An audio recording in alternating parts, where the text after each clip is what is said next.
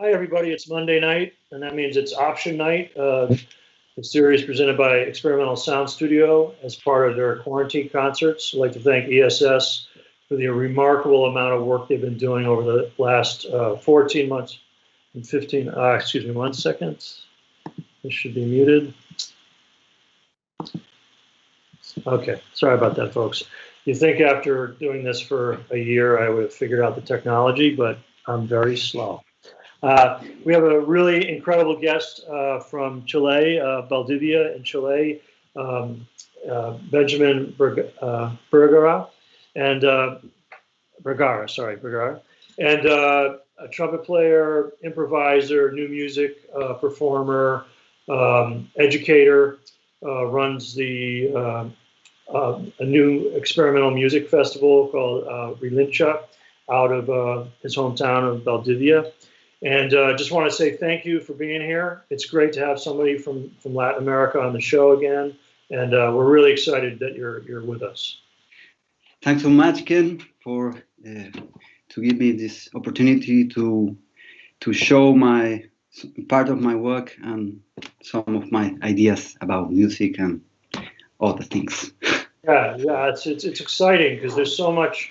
I haven't been to Chile. I've been lucky enough to get to Mexico and to Brazil and to Argentina, and the amount of creativity in all music, all over the whole area of Latin America. It's just extraordinary, and unfortunately, not enough's known about it.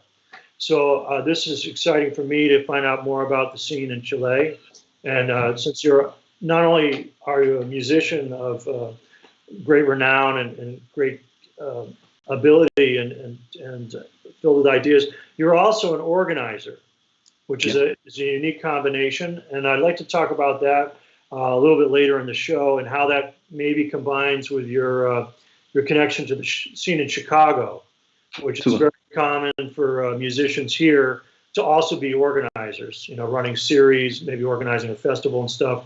And there's an interesting parallel there already to maybe get into a bit later in the show.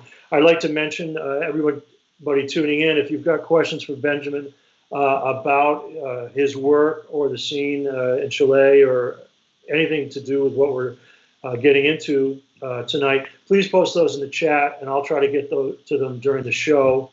And Benjamin's very, very generous to be open to answering the questions, and we'll make sure it doesn't turn into an interrogation. So you have 3 pieces for us that you've recently recorded, I think, for the show. Is that right?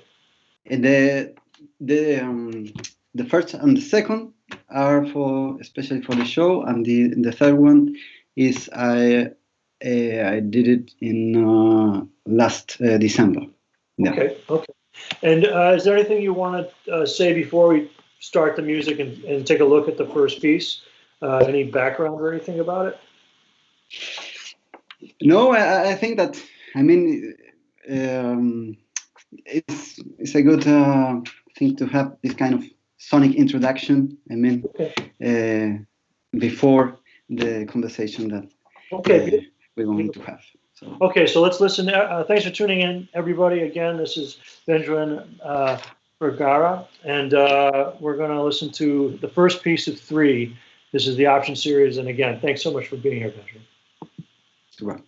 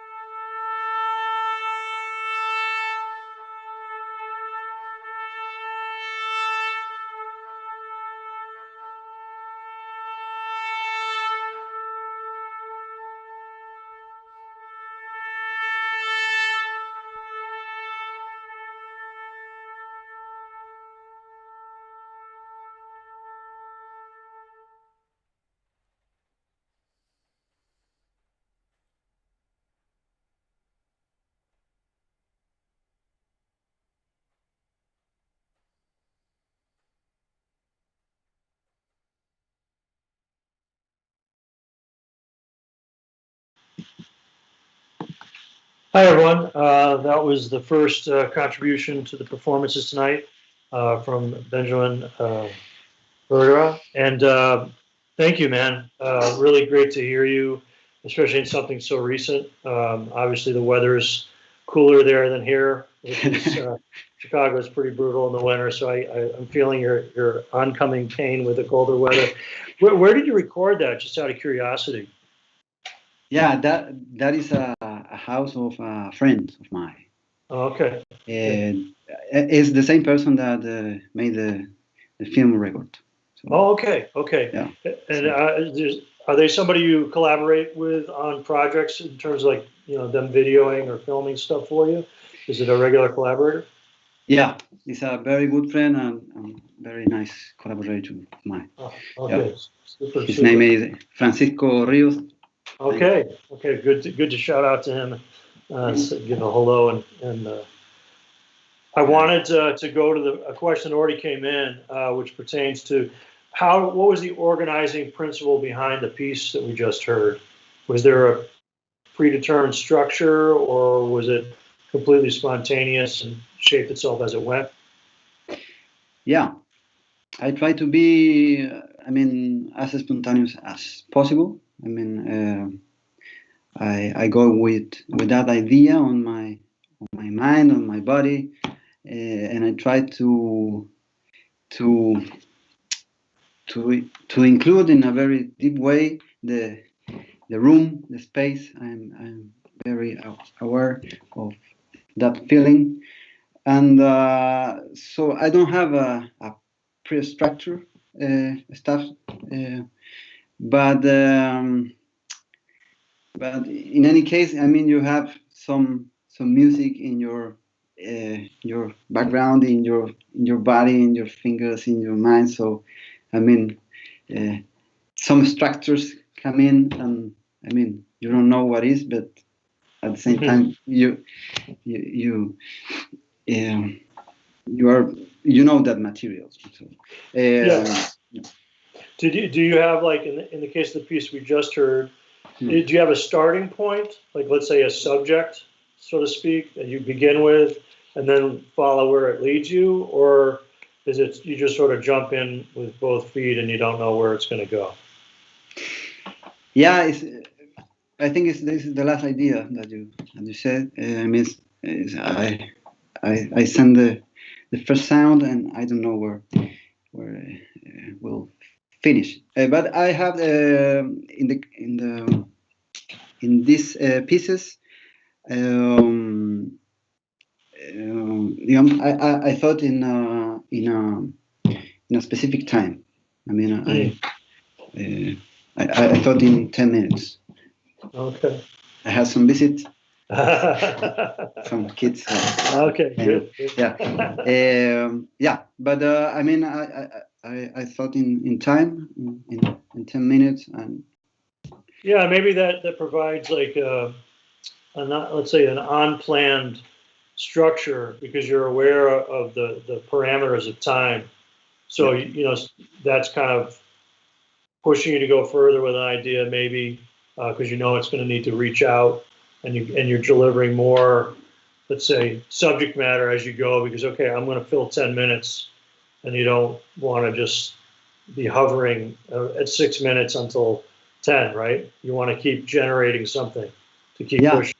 Yeah, That's right. In the second piece, you will hear it. You will listen. It's like 30 minutes, and my own like pre-structure is different. mm-hmm. In terms of time. So it's a bit unconscious, but I have this presence of okay, I will play 30 minutes, and I will organize some stuff in that Mm-hmm. period of time. Yeah. Mm-hmm. And you talked about the space being important. I was going through some of the materials you forwarded to me before our meeting tonight, and I noticed that in many of the places you played, and also in contexts where you were working with people who work with electronics, the spaces were very reverberant, or the electronics, or what you were doing with electronics with your trumpet, we're creating a sense of space, wide space, or delay, or reverb effects. Is that, I mean, obviously that's a conscious decision. How does that impact the way you approach? Is it necessary to have that stuff, to have the feedback from the physical space to get into territories that you're interested with in terms of texture and sound?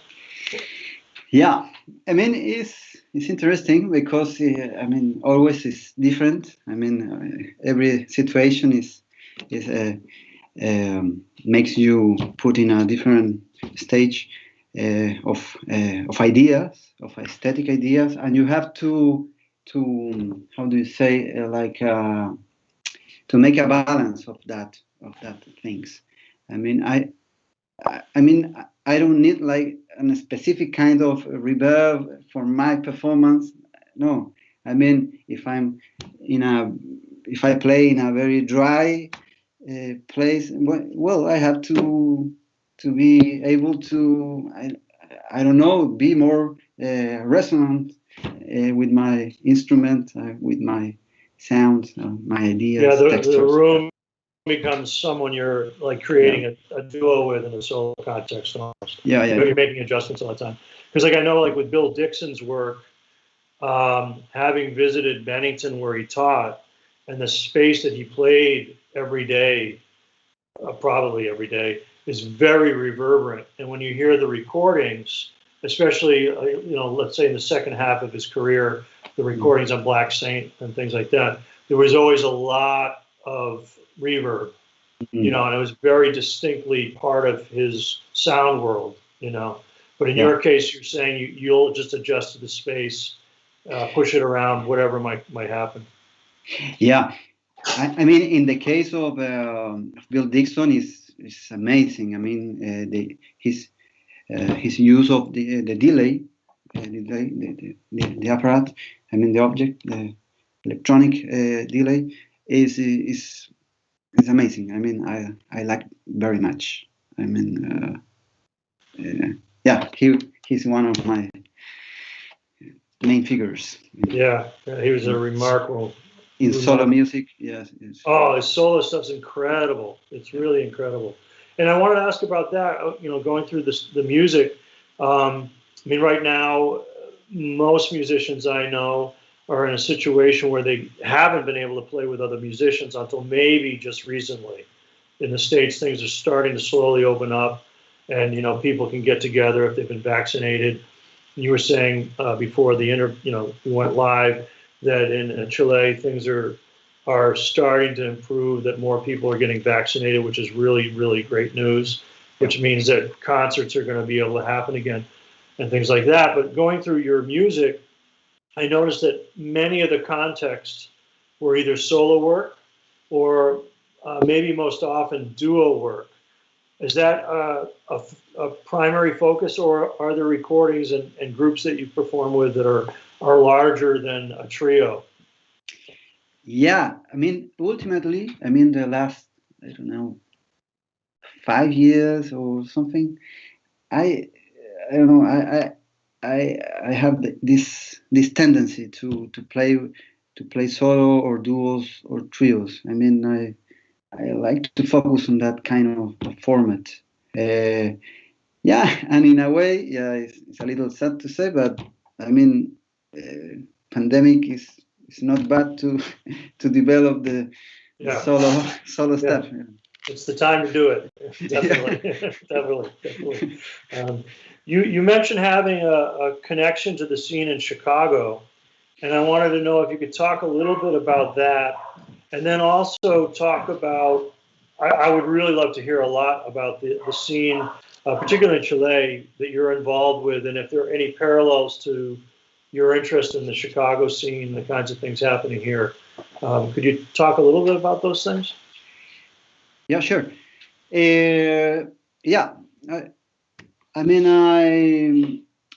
I visited the city in the past, like couple of times, and I collaborate. I did some collaboration with some people in. I think that was in the first time in 2016, and I did some releases with some Chicago improvisers, and then I come back in 2018 to make some concerts of these releases that I did 2 years before.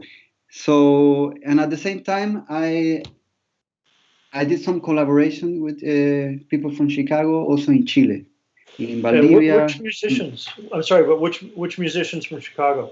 Yeah, in Chicago, I did some albums with Keith Jackson, with Jim Baker, Phil Soderbergh, with Fred Lumberholm, with Suits Houston, ex Aaron Satutsky, and but I play at the same time with more people like Julian Kirchner, Ken Kessler, Maisie Stewart. That's a great list of people. It's a ton of folks. That's fantastic. All wonderful players, and also in Chile, I play with some people from Chicago, with Jeff Kimmel, with Nick Collins, and also with Jacob Wick. But Jacob now is in Mexico City. Yeah. And so I create this connection with some musicians, and I really like the kind of open scene that you have there. That I mean, I know that the history is pretty before that. I mean, what's there's this AACM movement and all these group that is very powerful. I mean, in the new music. So yeah, but in my own history, I did this visit to the city, and I create these wonderful situations to play with us, with these different types of musicians. And is there any parallel to the scene in Valdivia, like what's going on in your city, like as to what you see in Chicago? Is that part of the reason you gravitated to Chicago, and what you enjoy about the scene that exists here in terms of its openness and cross-pollination between maybe new music players and total improvisers and things like that? Yeah, I mean the scene here in Chicago, because in Valdivia, to have an idea, it's not a big city. It's like we are like 150,000 people. So you have this kind of scale that is pretty little. So, and the experimental music scene is not so big. There is some history about classical music and I don't know, marching bands and all the kind of music. But I mean, if you look the scale of this city, there is a lot of musicians. There is a lot of music going on.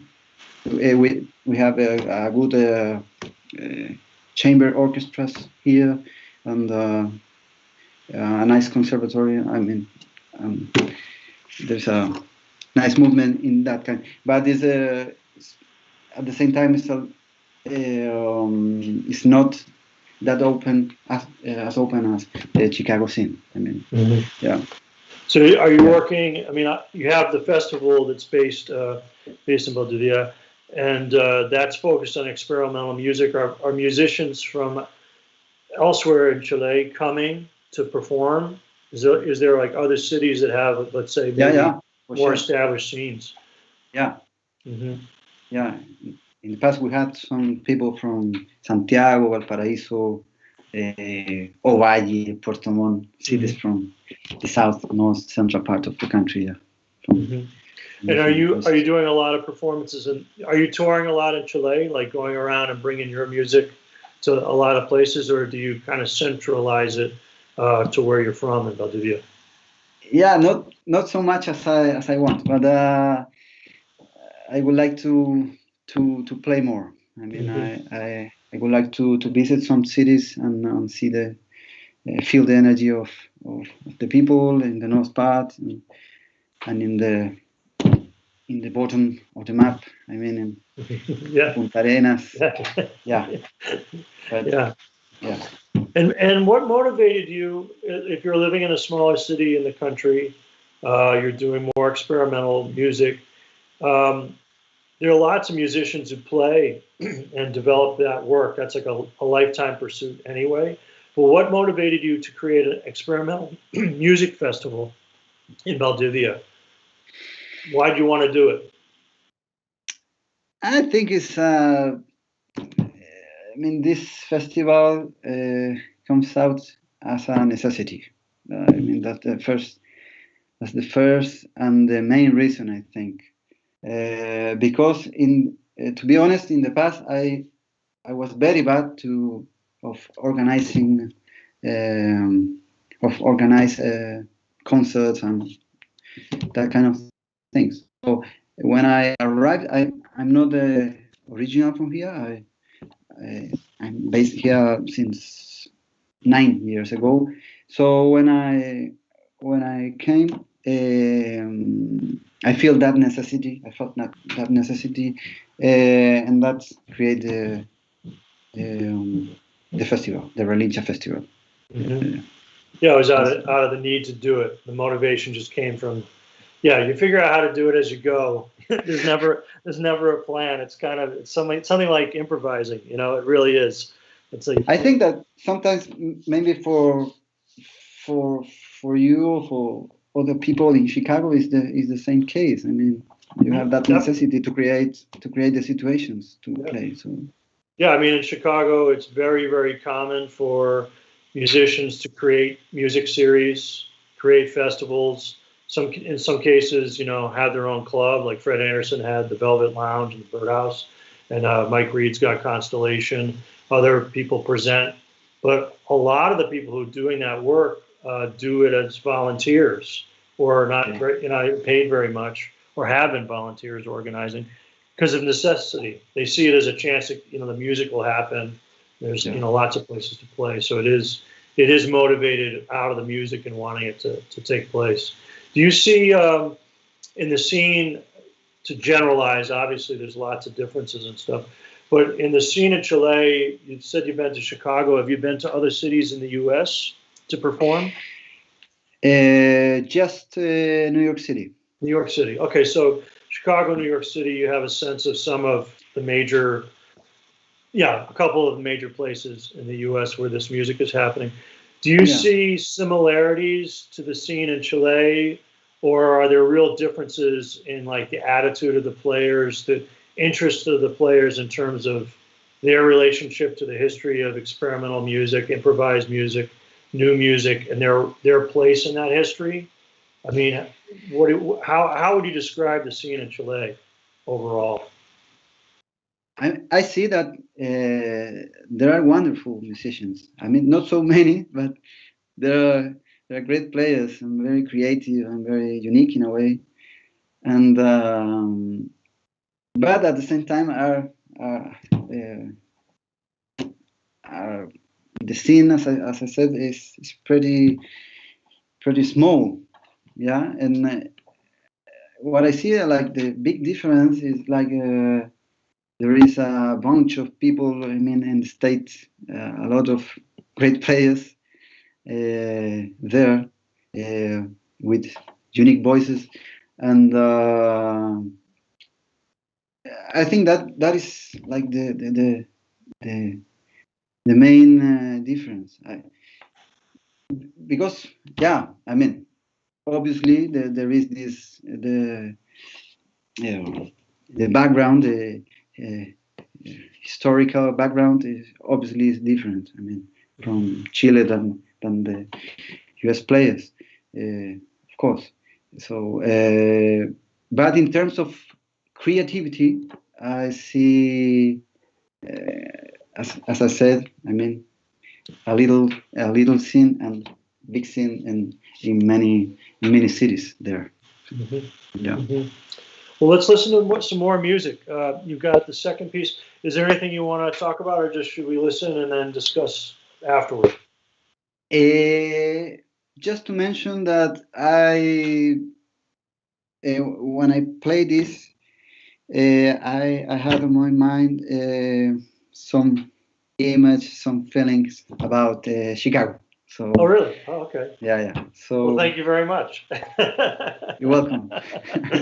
Hey, everybody, you're listening to the option series on the Experimental Sound Studio Quarantine Concert Series. I'd like to thank Ralph Loza for helping with the technical assistance tonight. But a huge thanks to Benjamin Vergara for being here all the way from Chile. Oh, sorry. Ken, just to say that, to mention that it's a 30-minute piece, so take Okay. a good seat and be comfortable. 13 like 1-3 or 30-30? No, it's like 27 minutes. 27 minutes. Okay. All right. Well, all right, everyone. Buckle your seatbelts. We're going to go for a ride with Mr. Vergara. Thank you so much, and we'll be back afterwards. Thanks. Cool.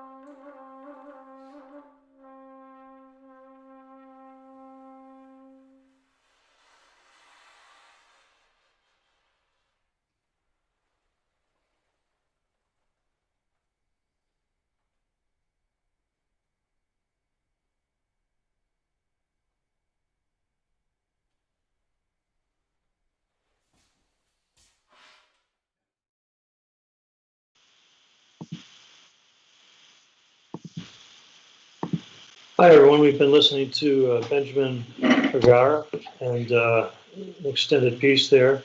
We have some questions that came in during the chat that I want to get to, and we're running a little short on time for the program, so I want to try to get to the questions as quick as possible. But beforehand, I wanted to ask you, Benjamin, how do you think in a piece like that or the other solo work, when you have the gaps, the spaces, silence isn't necessarily the best word for it, but you know what I'm referring to.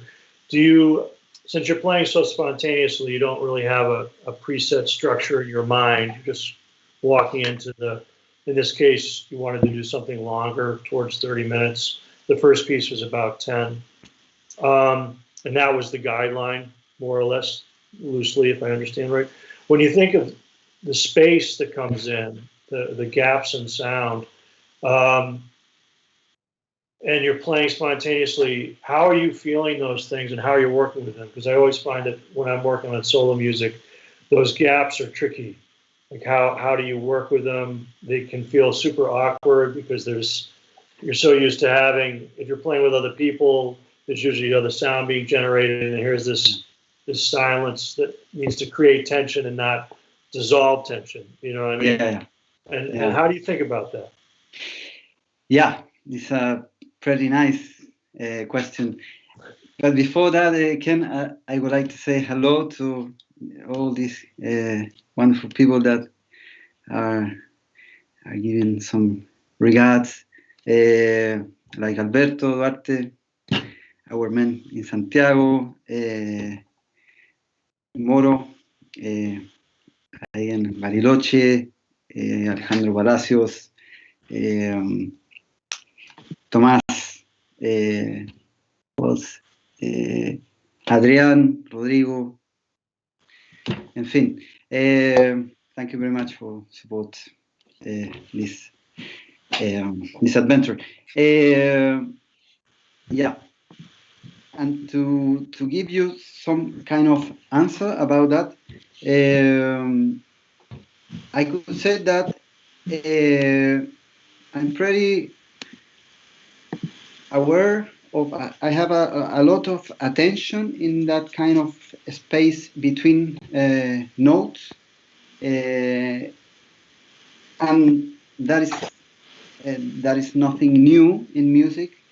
I mean, I loved, for example, the music of Morton Feldman, that he gives a lot of space and attention, special attention in this kind of gap, in this kind of so is and also this space between notes is pretty important to me.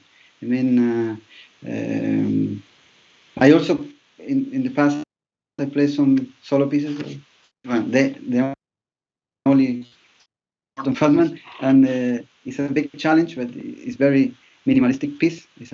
I think it's a very short trumpet piece. I think is the name of the piece from the 80s, and it's very minimalistic, and you have to feel this space between phrases like pretty hard.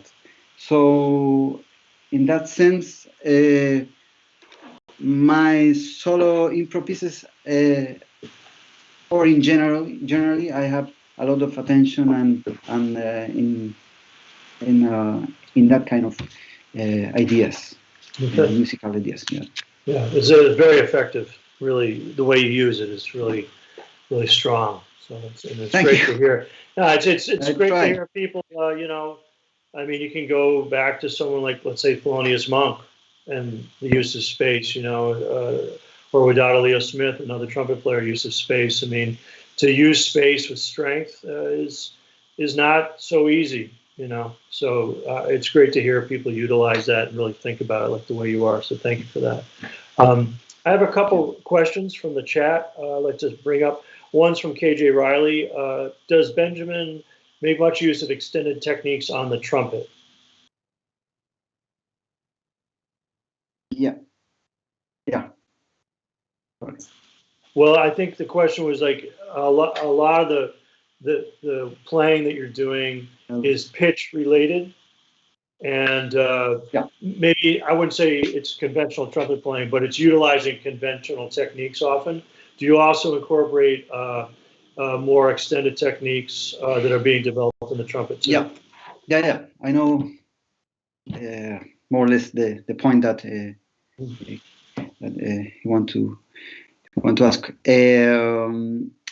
I mean, my view of that, I mean, of a standard technique, is pretty organic. I mean, I use some kind of standard techniques, and sometimes I forgot. I forget the. Sometimes I take some things, and when I try to play it again, I really I don't remember how to play it. But I mean, in this last couple of years, I have my own tools about that for standard techniques, but I don't practice that kind of thing too much. No, I don't practice that. I do my regular practice like every trumpet player in the world. I don't know, like flexibility or something, or that kind of thing. Pam, pam, pam, pam, pam, pam. Yeah, but and yeah, I mean, it's pretty natural. I mean, if you feel that you can, if you include that, it's because your own aesthetic need that. But maybe you don't need that. I mean, it's not like everybody needs a standard technique. That's my view. Yeah, and it becomes forced. You know, it's like it's a gimmick as opposed to a musical tool. You know what I mean? And so yeah, people have to always work with what they're hearing or what they're trying to get to, and sometimes that includes something out of conventional technique, and sometimes it doesn't. I subscribe to your point of view. It needs to be organic. You know, you need to be feeling to get to it.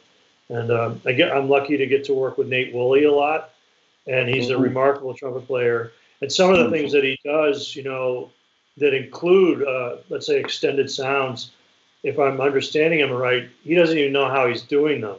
I mean, he can create them, but it's like it's an organic thing. You know what I mean? It's like that's what he's hearing, and then he finds it. You know what I mean? And then he works on it. You know, and it's a very organic process, I think, for him, the development of those things, because that's what he's hearing. You know, or that's what he's envisioning to get to. So I agree. It has to come from here. You know, not just here, not just the head. Yeah, I mean, I come back with this idea of necessity. I mean, if you are hearing that, you try to do in some way this kind of sounds through your instruments. So yeah, no, that's the perfect word for it. It's the necessity of a need to fulfill a need, whether it means creating a music festival or a music series or new sounds or new influences. There's a need to keep those things happening. It's a necessity. Yeah, it's beautiful. Another question I want to bring up from Adrian. I'm going to pronounce it wrong. Avendano. Avendaño, I think. Avendaño. Okay, thank you very much. Have you ever played with Lukacs Santana? Not really. I know Lucas. I know. Yeah. We play together. Yeah. Oh, in an octet. Yeah. Like in 2009, I think, in Valparaiso, in the central part of the country. Yeah. So yes, we play together. Yeah. Okay. One last question, and then we'll go to the final piece you brought in for us, and that's about influences. There was mention of work you had done with Fred Frith, and perhaps he's an influence. I saw that in addition to Feldman, another late 20th century composer, Giacinto Chelsea, you did a piece of his. Obviously, that's got to be the work involved there. I'm assuming he is some kind of influence as well. Are there other musicians, composers, or things outside music that influence you, other arts that you wanted to mention before we call it an evening? I mean, the influences come from everywhere. But in terms of music, I mean, I always come back to Don Cherry. It's one of my. I mean, that melodic spirit is unique, and yeah, Smith and who else? Lester Bowie, the Art Ensemble of Chicago, and yeah. But I listen a lot of music, to be honest. I mean, a lot of folk music, world music, popular music. Yeah. But I mean, as I said, I always come back to that guys. I mean, Tom and Lester Bowie, yeah, great. Yeah. Louis Armstrong, I don't know. Yeah. I mean, that early Armstrong stuff is so out. It's so avant-garde still. Like the stuff he's doing on those Hot Fives and Sevens recordings. I was talking to someone recently about the piece West End Blues, which I think is one of the most remarkable recorded documents I've ever heard. I always go back to listening to that. And the trumpet cadenza in the front end that Armstrong plays is very, very famous. But the whole piece, West End Blues, is so futuristic. It is so incredible. So yeah, you can keep going back to him, and it's like, oh yeah, it's like he laid out he's like the Rosetta Stone of it's a universe. Yeah, it's a universe for sure. Well, I just want to thank you on behalf of the listeners tonight, Benjamin, for being here. Everyone, Benjamin Vergara, and from Chile, fantastic music, and thank you for sharing your thoughts. I want to thank ESS for doing the programming and the quarantine concerts and all the other things they do.